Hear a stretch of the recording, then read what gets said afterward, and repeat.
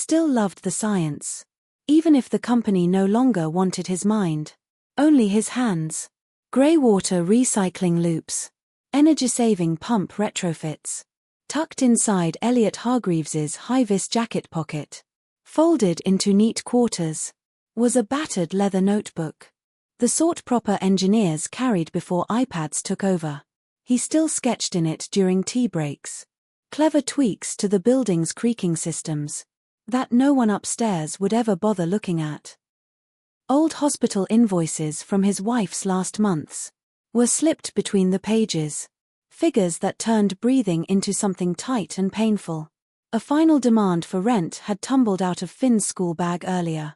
The lad had snatched it back quick. His small face pinched with worry. He thought he'd hidden it. Fathers always notice. Up in her glass-walled office on the 42nd floor, Camilla ate supper alone. Waitrose salmon gone cold. While she scrolled through emails. One from Victoria Lang, the finance director. Pushing for yet another round of cost savings next quarter. Another from a non-exec. Asking about streamlining facilities operations. And underneath them all, the corner of Audrey's letter peeked out. Her handwriting like a quiet telling off. Asterisk leadership that forgets faces. Will soon be faceless. Asterisk. Audrey had written it near the end. Pen wobbling from the morphine. Camilla slid it deeper into the pile. Numbers were easier than people. People had needs that buggered up the spreadsheets. The storm hit without warning. The way proper autumn downpours do in London. When everyone pretends the city's weatherproof. Lightning turned the tower's glass into a disco. Thunder shook the marble lobby so hard. The strip lights flickered like they were giving up. The main lifts died halfway through a journey. Trapping night shift maintenance lads up top. And leaving the exec floors empty. The cleaners clocked off early. Worried about flooded streets and no district line. Only Elliot stayed. Partly for the extra hours' pay. Partly because home was a cold flat in Croydon. With a council eviction notice taped to the door. Finn sat on a bench near the service corridor. Legs swinging. Clutching his one-armed robot, Spark. Whispering tales of superheroes who always fixed everything. From the floor above. Sharp voices drifted down the air vents. Cutting, impatient. Camilla was tearing strips off her PA. Over a slide deck with wonky margins. Voice climbing higher. Brittle, almost frightening. Finn grabbed his dad's hand tight. She's scary, he whispered. Elliot knelt beside him. Voice soft. She's carrying this whole tower on her shoulders, lad. He nodded up at the glass and steel pressing down. That much weight makes folk hard sometimes. It happened fast. The way little disasters do. Finn, hungry and fidgety, fumbled the lunchbox he'd been guarding. It clattered across the marble. Lid popping open. Cheap canteen pasta and a sad sausage roll. Spilling everywhere. The box slid to a stop. Inches from Camilla's Louboutin heel. Red sole glaring against white stone. She'd stepped out of the lift without them noticing. Face already set in that interrupted meeting frown. But then she saw Elliot drop to his knees. No fuss, no excuses. Gathering every bit with quiet care. I'm sorry for the mess, he said simply. Voice level. As if spilt food was just another job. Needing a proper fix. For some reason she couldn't name. Camilla watched his hands. The careful movements. Checking twice for stray bits. Small nod when the floor shone again. In her head, the picture shifted. The stain looked like the shape of something bigger. The cloth in his hands became a brush. Painting order back into chaos. The moment passed. But she clocked his name badge. Hargreaves. A detail that would matter later. The lobby emptied as midnight crept in. Rain outside softened to a patter on glass. The marble floor gleamed now. A mirror, thanks to Elliot's careful work. Finn stood by the wall, staring up at the Sterling Innovations logo. Chrome letters spelling a promise he couldn't quite read yet. His small voice cracked the quiet. Shaking with a child's brutal honesty. We can go, Dad. We don't fit here. Elliot set his mop aside. Turned to his boy. Face gentle but firm. He knelt so they were eye to eye. Hands on Finn's shoulders. We fit anywhere we put our whole heart in, he said quietly. More to himself than the lad. This floor's clean because we made it that way. That's fitting. Camilla had nipped back for her forgotten laptop. Storm getting worse. Didn't fancy leaving it overnight. She stood behind a marble pillar. 30 feet away. Hidden. Briefcase handle gripped tight. The words drifted across the empty space. Slipping through gaps in the fancy architecture. Finding her where she stood in her good heels. And her armor of certainty. She watched father and son. Reflected in the polished floor. 3 shapes overlapping. 2 worlds. 1 value meeting on a surface. That showed everything. If you looked properly. Her eyes stung. She blinked hard. Stepped back. Heels almost silent on the carpet edge. The picture stayed with her. All the way up in the lift. Belonging as something you do. Not something you're given. The question landed unwanted. Who really belongs in this building? The names on the board list. Or the man who polishes marble at midnight. And teaches his lad about self-respect. Morning light sliced into Camilla's office. Bright, accusing. She sat at her desk. Staring at the empty spot where her untouched coffee usually sat. And made a decision that felt like standing at the edge of a platform. She opened the HR portal. Typed in the name. Hargreaves. Maintenance.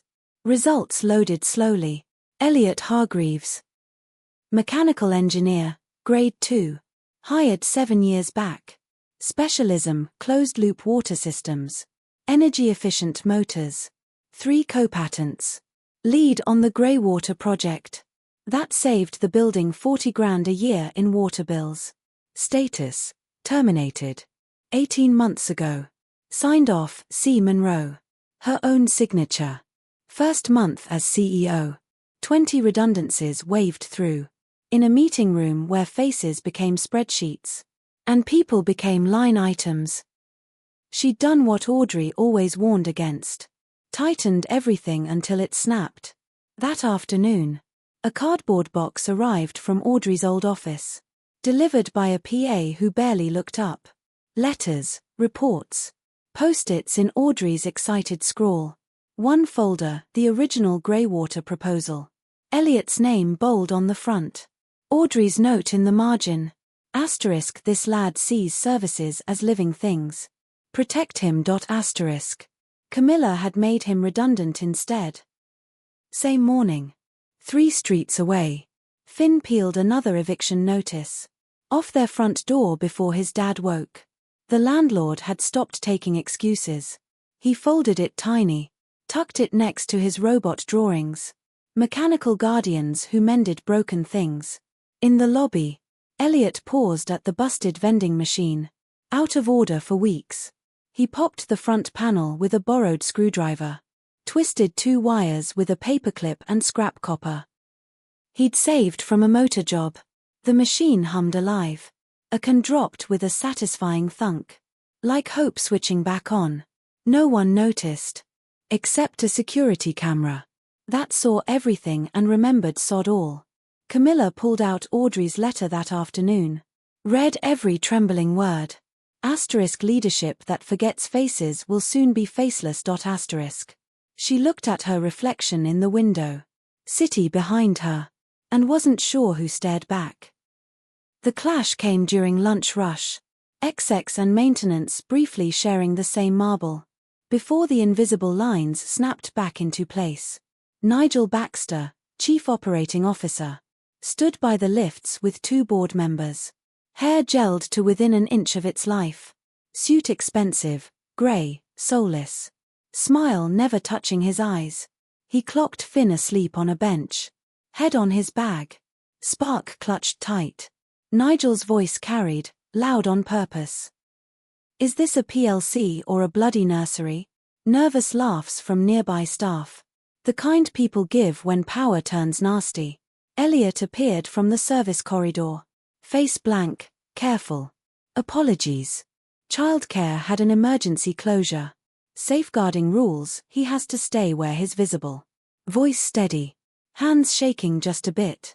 As he lifted Finn gently. Heading for the maintenance cupboard. Where people like him stayed out of sight. Camilla stepped out of the exec lift right then. Heels like a judge's gavel on marble. Her eyes swept the scene. Cataloguing cruelty in one glance. She walked straight to Nigel.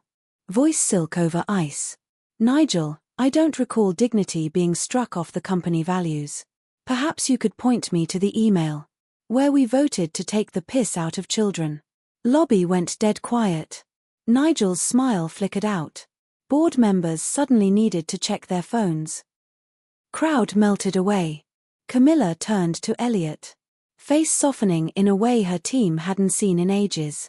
Mr. Hargreaves got a moment. They spoke quietly by the windows.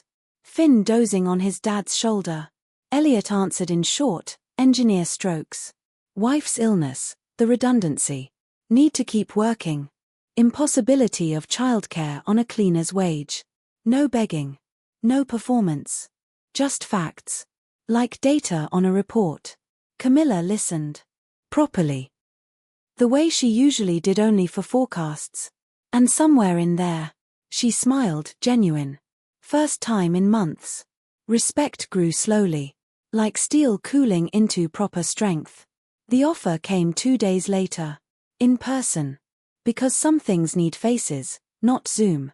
Mr. Hargreaves, I'd like to offer you a consulting role in building services. Part-time at first, leading the full greywater retrofit across the site. She watched him. Saw disbelief, then wariness. You should know, I signed your redundancy papers 18 months ago. I made that call without understanding what I was cutting. This isn't charity. It's putting right what was wrong. Elliot stood still a long moment. His cleaner's uniform suddenly feeling borrowed. When he spoke, voice low but solid. I'm a cleaner now. I need to earn my way back with my own hands. Camilla nodded slowly. Understanding the pride, the refusal. You already have done, she said. We just need to put the ladder in the right place. The workshop took shape in a cleared-out basement storeroom. Old kit binned. Now drafting tables, pipe lengths. Finn's drawings taped to the walls. Elliot worked early mornings before his shift. Designing a system to pull water from cooling towers. Filter it through carbon beds. Send it back for toilets and irrigation. Finn helped, labeling pipes with colored tape. His 8-year-old Care earning quiet nods from Dad. Camilla visited without heels. Listening more than directing. Learning the language of services. From a man who spoke it like poetry. 2 young cleaners, Zane and Finley. Watched at first suspicious. Then keen. As Elliot showed them water-saving tricks. How their mopping fed into bigger loops. Mr. Hargreaves started slipping into chats. A small thing. But respect builds like interest in a decent ISA. Finn heard it first. Eyes wide. Turning to his dad with a grin. That cracked weeks of worry. Camilla started working differently. Asking before telling. Looking for faces behind the figures. The change was quiet at first. Only her PA noticed she'd stopped flinching in meetings. But buildings feel shifts in pressure. Before cracks appear. And Sterling Innovations finally breathed out. After months of holding tight. The trap was clever. Laid by a man who knew power hates being questioned. Nigel Baxter had watched his influence slip. As Camilla's style softened. Respect flowed toward a cleaner-turned-consultant. He decided things needed putting back. He approached Oliver Grant, head of security. A man whose loyalty bent for budget promises. And a quiet life. The plan was simple, nasty. Plant a dodgy valve in Elliot's test rig. One set to fail spectacularly. Blame negligence. Maybe even whisper corporate sabotage. Oliver gave access codes. Camera dead spots. Nigel fitted the faulty part himself. Gloves on, cocky as anything. Night shift. The system would burst. Kit ruined. Elliot arrested. Back to proper order. Cleaners invisible. Bosses untouchable. The alarm screamed at 2 in the morning. Sharp through concrete.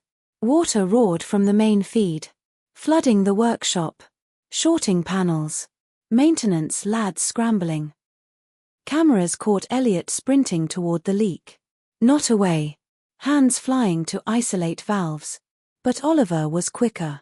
Security swarmed. Faces set hard. "Sir, you're under arrest, criminal damage. Unauthorized access." Finn was there. Asleep in the wee office nook. Woke to shouting, "Lights." Saw his dad cuffed. Something in his 8-year-old heart cracked wide. He didn't do it. He fixes things. Voice bouncing off walls. Clutching spark like proof. Camilla arrived in gym kit. Emergency alert pinged her phone. Moved through the chaos calm. Seeing details where others saw mess. "Release him," she said. Quiet, final. Oliver protested. Showed logs, evidence. Nigel appeared. Face arranged into fake concern. Muttering about protocols. Camilla ignored them. She pulled her phone. Played grainy footage. From an old backup camera in the service corridor. One facilities forgot to kill. Nigel entering 3 hours earlier. Carrying a parts case. Movement sneaky. Timestamp brutal. Silence dropped like a weight. Oliver went white. Nigel's mask cracked, panic underneath. Camilla's voice sliced clean. "The efficiency you worship, Nigel. Turns out cheap and cruel. I think we're finished here." The hearing happened next morning. 65th floor, glass room. Sunlight making the city a silent jury. Victoria Lang there as FD. Andrea Collins legal. HR constant. Evidence piled high. Logs, fingerprints on the valve. Emails between Nigel and Oliver. The video needing no spin. Elliot sat opposite. Still in maintenance kit. Finn beside him, spark clutched. When asked to speak. Words measured, precise. The system tells the truth. If I'd cocked it up, it'd show. If I hadn't, that shows too. I trust systems more than words. Simple. Settled the room like frost. Oliver cracked first. Loyalty gone under pressure. Voice shaking as he spilled the plan. Nigel tried bluster, blame shifting. Ranting about corporate discipline. And stopping soft policies. Evidence closed like a valve. No room for spin. Camilla spoke last. Surprising even her own lawyer. "I bear responsibility too. 18 months ago my choices prized efficiency over people." That set the tone for this cruelty to feel sensible. Nigel Baxter and Oliver Grant dismissed immediately. Facing whatever legal comes. But the board needs to hear. I helped make the conditions. Where this felt rational. Statement hung raw, rare. Accountability from the top unsettles more than red ink. But Audrey's letter had taught her. Leadership without faces becomes faceless. She'd rather be human than marble. Finn launched from his chair. Arms round his dad's waist. Elliot folded over him. Camilla stood close. Respecting the space. Knowing some moments don't need extra people. Workshop reopened a week later. Flood damage fixed. Test rig rebuilt to Elliot's specs. Finn's labels bright on every pipe. Greywater 2.0 came together. Pumps humming efficient. Carbon beds regenerating. Leak sensors anyone could read. UV units catching light like tiny suns. Water flowed clear, purposeful. A circle that cleaned itself. Finn stood on a milk crate. Fitting a new arm to spark. Piece of recycled pipe Elliot had saved. Robot whole again. Balance restored. No one missed the meaning. Recognition happened Tuesday evening. Whole company in the main lobby. Camilla at a small podium. Elliot and Finn beside her. Clothes that actually fit now. Bought from proper wages. Her speech short, best apologies are deeds. This company once let go a man we should have listened to. Tonight we put that right. Elliot Hargreaves is now chief maintenance engineer. Full say over all building systems. Applause started slow, then swelled, filling marble with sound like rain clearing air. Also, Sterling is launching the Audrey Turner Fund. Grants and support for single parents on shift work. And a proper bring your child safely policy. No one should hide their family to keep their job. Finn looked up, eyes shining. Elliot's hand rested on his shoulder, saying everything engineers leave unsaid. Camilla watched, remembering the overheard words. Belonging as action. Seasons turned indifferent, but marking change. Spring came soft. Their new flat, small, tidy, caught the light. Succulent on the windowsill. Robot drawings and pipe sketches taped up. No final demands. Just quiet stability earned. Camilla visited one Saturday. No suit, no armor. Brought Finn a Lego Technic kit, robotics bits that clicked like hope. They ate spaghetti at a wobbly table. Lemonade in odd glasses. Talked about Finn's new school. His teacher noting his knack for spatial thinking. Pushing for gifted stream. As dusk settled, Finn whispered to his dad. Loud enough for Camilla. We don't have to go anymore. Elliot's eyes filled. Voice thick with feeling held back years. We've got a home anywhere, respect's real. Not just talked about. Dishwasher hummed behind. Small loop of water cleaning, draining, starting again. Steady heartbeat. On the shelf above Finn's desk. Spark stood, both arms now. Watching over drawings of buildings and systems. Mechanical dreams in felt tip. That's it, just a bit Future more. looked like this, Dad? Small, warm. Built by hands that never stopped. Even when invisible. Camilla met Elliot's eyes across the table. Something passed. Not fireworks. But respect deep enough it might. Given time and honesty. Grow into more. She'd learned. Belonging earned daily. Leadership listening first. The ones keeping floors clean. Often understand foundations best.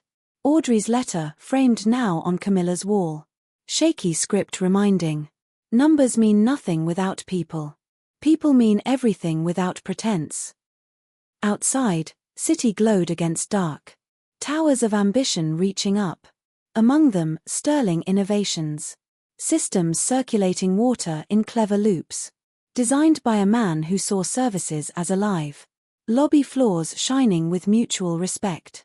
Future shaped by the truth. You belong wherever you give your whole heart. Home exists anywhere dignity's practiced. Every single day. The rest is just architecture. Necessary. But never enough. Shelter means nothing if the people inside stay unseen.